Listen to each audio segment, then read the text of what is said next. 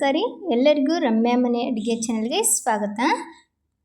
ನಾಗರ ಪಂಚಮಿ ಹಬ್ಬಕ್ಕೆ ದಿಢೀರಾಗಿ ಚಕ್ಲಿನ ಹೇಗೆ ಮಾಡ್ಕೋದಂತ ಹೇಳಿ ನೋಡೋಣ. ತುಂಬ ಗರಿಗರಿಯಾದಂಥ ಚಕ್ಲಿನ ನಾವು ದಿಢೀರಾಗಿ ಮಾಡ್ಕೊಳ್ಬೋದು.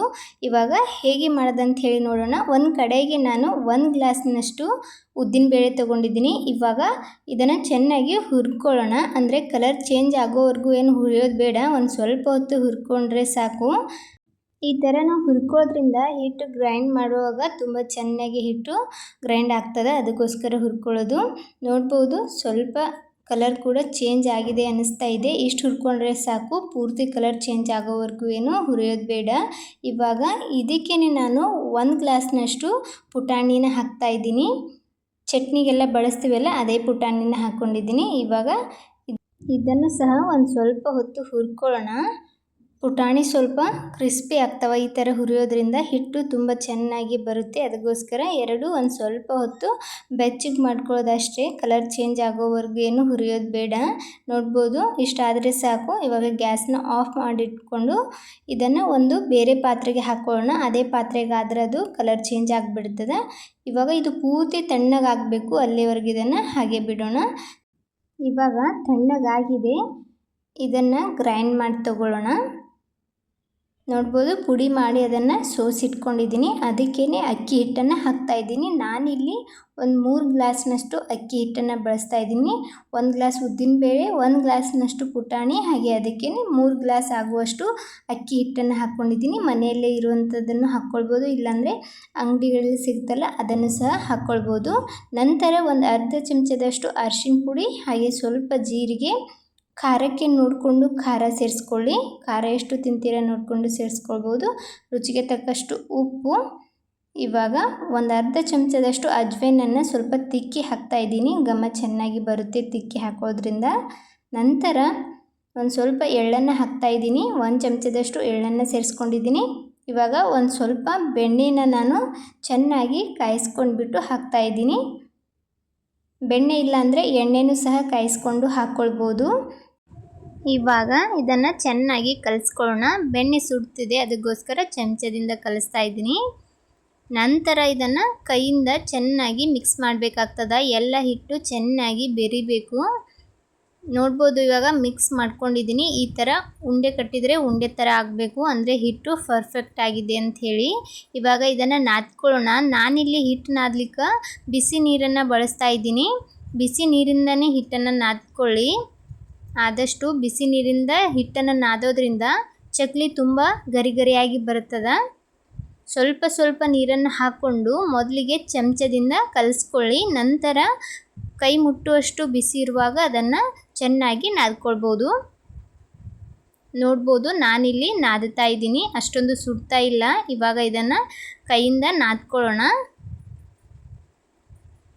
ನಾನು ಈ ಥರ ನಾದಿಟ್ಕೊಂಡಿದ್ದೀನಿ. ತುಂಬ ಗಟ್ಟಿನೂ ಇರಬಾರ್ದು, ಹಾಗೆ ತುಂಬ ತೆಳುವಾಗಿನೂ ಮಾಡೋಕ್ಕೆ ಹೋಗಬೇಡಿ. ಒಂದು ಮೀಡಿಯಮ್ ಆಗಿ ಇದನ್ನು ನಾದಿಟ್ಕೊಳ್ಳಿ. ಇದನ್ನು ನಾದಿ ಹಿಡಿಯೋದೇನು ಬೇಡ, ನಾದಿದ ತಕ್ಷಣ ನಾವು ಚಕ್ಲಿನ ಮಾಡ್ಕೊಳ್ಬೋದು. ಚಕ್ಲಿ ಮಾಡಲಿಕ್ಕೆ ನಾನು ಚಕ್ಲಿ ಚಾಚೆ ತೊಗೊಂಡ್ಬಿಟ್ಟು ಚಕ್ಲಿ ಮಣೆಗೆ ಹಾಕ್ಕೊಳ್ಳೋಣ. ನಂತರ ಅದಕ್ಕೆ ಒಂದು ಸ್ವಲ್ಪ ಎಣ್ಣೆನ ಒರೆಸ್ಕೊಳ್ಳಿ. ಸುತ್ತಲೂ ಎಣ್ಣೆ ಒರೆಸ್ಬಿಟ್ಟು ಇವಾಗ ಸ್ವಲ್ಪ ಸ್ವಲ್ಪ ಹಿಟ್ಟನ್ನು ತೊಗೊಂಡ್ಬಿಟ್ಟು ಅದ್ರಗಡೆ ಫಿಲ್ ಮಾಡಿ ಇವಾಗ ಚಕ್ಲಿನ ಹಾಕ್ಕೊಳ್ಳೋಣ. ನಿಮ್ಗೆ ಯಾವ ಸೈಜಲ್ಲಿ ಬೇಕು ಆ ಸೈಜಲ್ಲಿ ಚಕ್ಲಿನ ಹಾಕ್ಕೊಳ್ಬೋದು. ತಿನ್ಲಿಕ್ಕಾದ್ರೆ ಸಣ್ಣ ಸಣ್ಣ ಚಕ್ಲಿ ಹಾಕ್ಕೊಳ್ಬೋದು. ನೀವೇನಾದರೂ ವರಮಹಾಲಕ್ಷ್ಮಿ ಪೂಜೆಗೆಲ್ಲ ಮಾಡ್ಬೇಕನ್ಸಿದ್ರೆ ಈ ಥರ ದೊಡ್ಡದಾಗಿ ಚಕ್ಲಿನ ಹಾಕ್ಕೊಳ್ಳಿ. ಅದು ಪೂಜೆಗಿಟ್ಟಾಗ ತುಂಬ ಚೆನ್ನಾಗಿ ಕಾಣುತ್ತೆ. ನಾನಿಲ್ಲಿ ದೊಡ್ಡ ಸೈಜಲ್ಲಿ ಚಕ್ಲಿನ ಮಾಡ್ತಾಯಿದ್ದೀನಿ. ಇದೇ ಥರ ಎಲ್ಲ ಚಕ್ಲಿನೂ ಹಾಕಿಟ್ಕೊಳ್ಳೋಣ. ನೋಡ್ಬೋದು ನಾನಿಲ್ಲಿ ಒಂದು ಸ್ವಲ್ಪ ಚಕ್ಲಿನ ಹಾಕಿಟ್ಕೊಂಡಿದ್ದೀನಿ. ಸ್ವಲ್ಪ ಸ್ವಲ್ಪನೇ ಹಾಕ್ಕೊಂಡು ಫ್ರೈ ಮಾಡ್ಕೊಳ್ಳಿ. ಜಾಸ್ತಿ ಒಮ್ಮೆಲೆ ಹಾಕಿ ಇಟ್ಕೊಂಡ್ವಿ ಅಂದರೆ ಅದು ಒಣಗುತ್ತೆ. ಅದಕ್ಕೋಸ್ಕರ ಸ್ವಲ್ಪ ಸ್ವಲ್ಪ ಚಕ್ಲಿನ ಹಾಕ್ಕೊಂಡು ಹಸಿಯಾಗಿರುವಾಗಲೇ ಅದನ್ನು ಫ್ರೈ ಮಾಡ್ಕೊಳ್ಳಿ. ಈ ಕಡೆ ಎಣ್ಣೆನೂ ಸಹ ಕಾಯ್ಲಿಕ್ಕೆ ಇಟ್ಕೊಂಡಿದ್ದೆ. ಎಣ್ಣೆನೂ ಕಾಯ್ದಿತ್ತು. ಪೂರ್ತಿ ಬಿಸಿ ಇರುವಂಥ ಎಣ್ಣೆಗೆ ಹಾಕ್ಕೊಳಕ್ಕೆ ಹೋಗಬೇಡಿ. ಮೀಡಿಯಮ್ ಹೀಟ್ ಇರುತ್ತಲ್ಲ ಅಂಥ ಎಣ್ಣೆಗೆ ನಾವು ರೆಡಿ ಮಾಡಿಟ್ಟಿರುವಂಥ ಚಕ್ಲಿನ ಹಾಕ್ಕೊಳ್ಬೇಕು. ತುಂಬ ಬಿಸಿ ಇದ್ದರೆ ಅದು ಮೇಲ್ಗಡೆ ಕಲರ್ ಬರುತ್ತೆ, ಒಳಗಡೆ ಚೆನ್ನಾಗಿ ಬೇಯೋದಿಲ್ಲ. ಮೀಡಿಯಮ್ ಹೀಟ್ ಇದ್ದರೆ ಒಳಗಡೆನೂ ಸಹ ಚೆನ್ನಾಗಿ ಬೇಯುತ್ತೆ. ಚಕ್ಲಿನ ಹಾಕ್ಕೊಂಡು ಒಂದು ಸ್ವಲ್ಪ ಕ್ರಿಸ್ಪಿ ಥರ ಆದಾಗ ನಂತರ ಅದನ್ನು ಈ ಥರ ಉಲ್ಟಾ ಪಲ್ಟಾ ಮಾಡಿಕೊಂಡು ಎರಡು ಸೈಡಲ್ಲಿ ಚೆನ್ನಾಗಿ ಕಲರ್ ಬರೋವರೆಗೂ ಫ್ರೈ ಮಾಡ್ಕೊಳ್ಬೇಕಾಗ್ತದೆ. ಚಕ್ಲಿನ ಆದಷ್ಟು ಮೀಡಿಯಮ್ ಫ್ಲೇಮಲ್ಲಿ ಇಟ್ಕೊಂಡು ಫ್ರೈ ಮಾಡ್ಕೊಳ್ಳಿ. ಚೆನ್ನಾಗಿ ಫ್ರೈ ಆಗಬೇಕು ಒಳಗಡೆ ಹಾಗೆ ಮೇಲ್ಗಡೆ. ನೋಡ್ಬೋದು ಇವಾಗ ಕಲರ್ನು ಕೂಡ ತುಂಬ ಚೆನ್ನಾಗಿ ಬಂದಿದೆ. ಇದು ಚೆನ್ನಾಗಿ ಫ್ರೈ ಆಗಿದೆ. ಇವಾಗ ಇದನ್ನು ಎಣ್ಣೆಯನ್ನು ಜಾಣಿಸ್ಬಿಟ್ಟು ತೆಕ್ಕೊಳ್ಳೋಣ. ಈ ಚಕ್ಲಿನ ತೆಗೆದ್ಬಿಟ್ಟು ನಂತರ ಉಳಿದಿರೋ ಚಕ್ಲಿನೂ ಸಹ ನಿಧಾನವಾಗಿ ಒಂದೊಂದು ಹಾಕ್ಕೊಂಡು ಅದನ್ನು ಸಹ ಫ್ರೈ ಮಾಡ್ಕೊಳ್ಳೋಣ. ಈ ಥರ ಕಲರ್ ಬರೋವರೆಗೂ ಫ್ರೈ ಮಾಡಿಕೊಂಡು ಅದನ್ನು ಸಹ ತೆಗೆದಿಟ್ಕೊಳ್ಳೋಣ. ನಾನು ಎಲ್ಲ ಚಕ್ಲಿನೂ ಅದೇ ಥರ ಮಾಡ್ಕೊಂಡಿದ್ದೀನಿ. ನೋಡ್ಬೋದು ಎಷ್ಟು ಚೆನ್ನಾಗಿ ಕಾಣ್ತಿದೆ ಅಂಥೇಳಿ. ಚಕ್ಲಿಗಳು ಎಷ್ಟು ಚೆನ್ನಾಗಿ ಕಾಣ್ತಿದೆಯೋ ಅಷ್ಟೇ ಗರಿ ಗರಿಯಾಗಿ ಕೂಡ ಬಂದಿವೆ.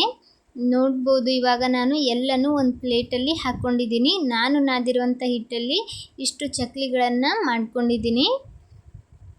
ಈ ಥರ ಚಕ್ಲಿನ ಒಮ್ಮೆಲೆ ಮಾಡಿಟ್ಕೊಳ್ಬೋದು. ಇದನ್ನು 15 ದಿನವರೆಗೂ ಗಾಳಿ ಆಡದೇ ಇರುವಂಥ ಡಬ್ಬದಲ್ಲಿ ಹಾಕಿಟ್ರೆ ಆರಾಮಾಗಿ ಇದನ್ನು ತಿನ್ಬೋದು.